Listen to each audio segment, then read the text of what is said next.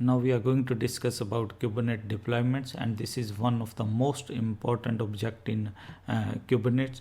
Again, what it is used? It is used for creating pods at scale. You can create the pod standalone, that means by writing the definition, or the pods can be created by using the replica set that we have already seen, or you can create the pods by using deployment.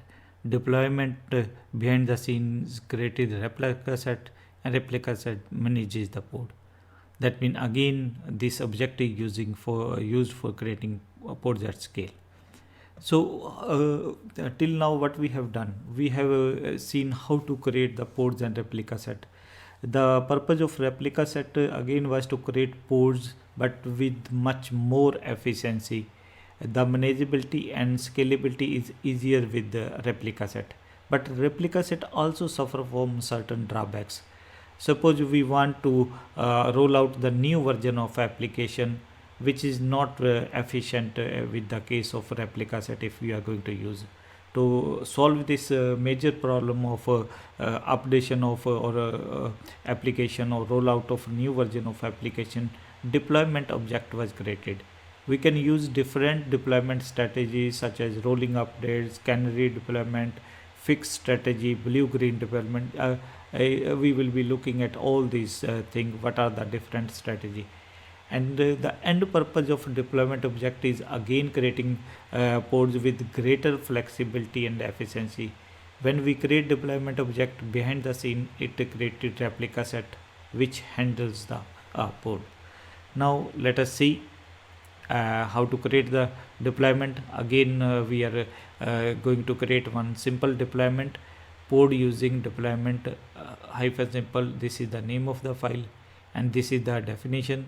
API version is equal to apps v1 kind of object is deployment. Let's first check the annotated file in which we have explained each and every option. So which is the version of this API version apps v1.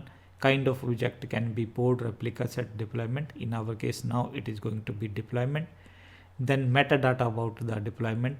Here we naming our deployment name as web server -d, and these are the specification or behavior of the deployment.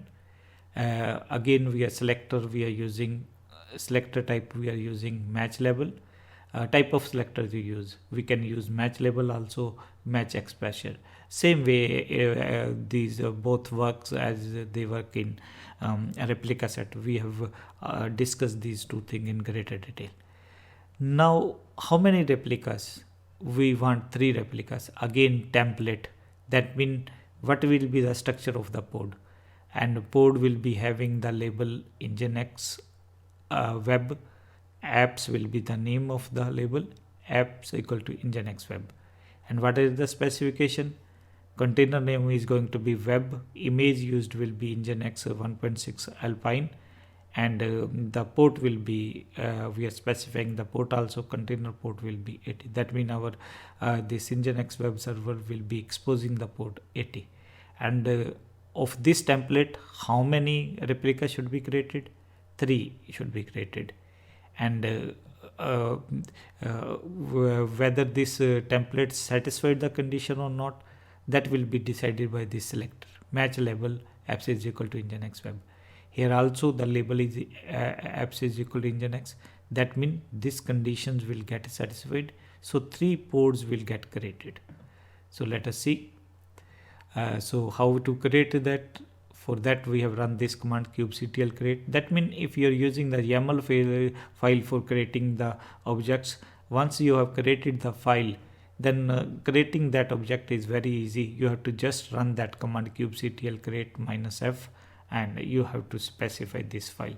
That means in your case if you have certain type of deployments are there, you can create already those type of files. Then simply you have to run this command kubectl create -f, and it is going to create that object. So here, because we specified the kind of object as deployment, so when we are going to run this command, what it is saying, deployment apps web server created.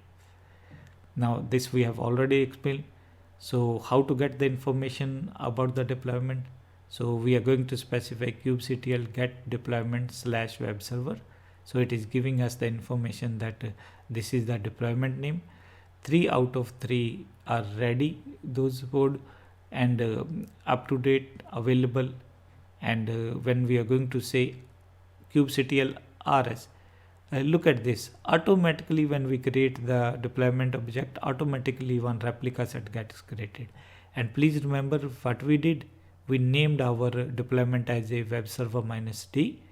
So what will be the name of, again, automatically our Kubernetes is going to to name this.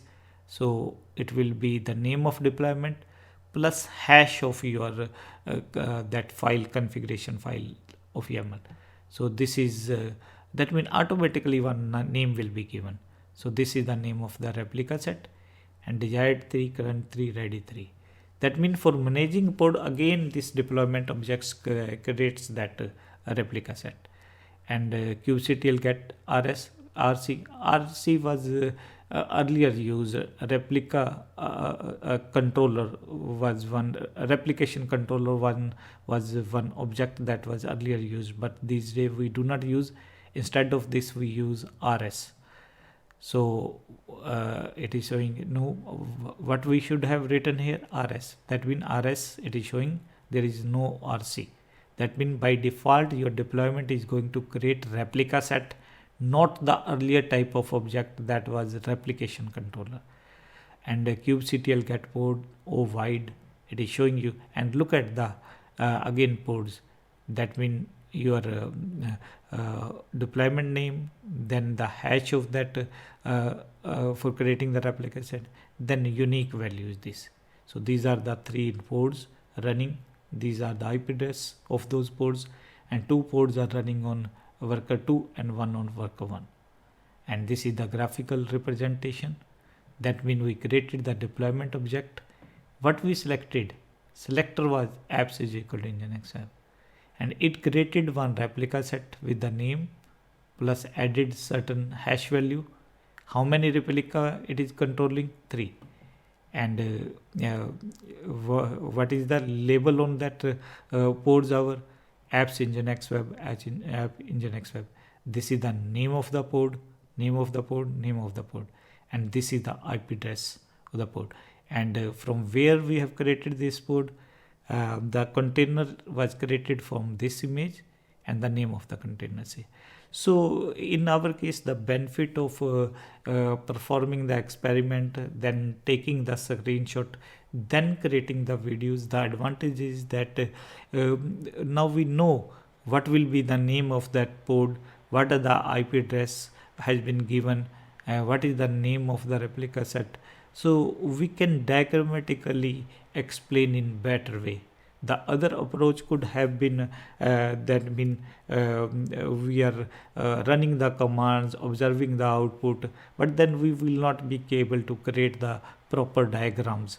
So in our case, for this video, we have taken the another approach, which according to me is much more suitable in this case, because in your case, the name of the pods might be different. So in our case, everything is matching. If we have taken this approach, that means our pods name are this. So it is reflected in the diagram. And what is the address? 2.29, 1.28, 2.35. It is getting reflected here. So it is easy to understand in this way. So we are not running the live command, but we have taken the screenshot of the commands. So this is the graphical representation of, and when we want to get the detail about the deployment, so we can run this command kubectl describe deploy web server d.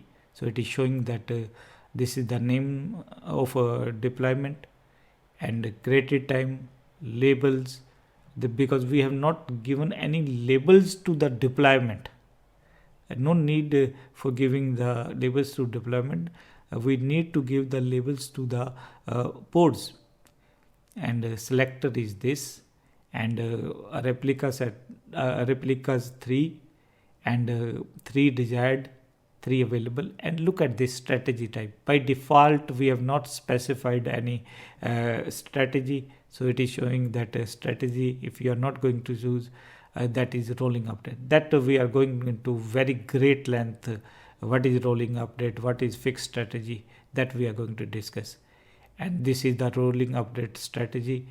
That means 25% maximum unavailable, 25% maximum. That means if we have specified 3 food, it cannot be during updation process, it cannot be more than 4, and it cannot be less than 2. We will be discussing it in greater detail. And what about the port? Port will be having this label, and this will be the image used by the container, and this will be the name of the container, because in the end your pod contains which thing? It contains the container. So this is the port, this is the host port, and then what we are saying, conditions, maximum, minimum replica set available, new replica set available. Now this is the what are the event? That means it has created the scaled up replica set. That means it is just sharing that when we created the deployment, it created that replica set. And we can get the detail about the replica set also, get detailed information about the replica set. So in our case, kubectl describe deployment. Again, here we have specified deployment, but again wrongfully we have specified again about this. That means we are again put this deployment. So in our case, we are looking at the deployment object. So it is showing you that our deployment got created perfectly.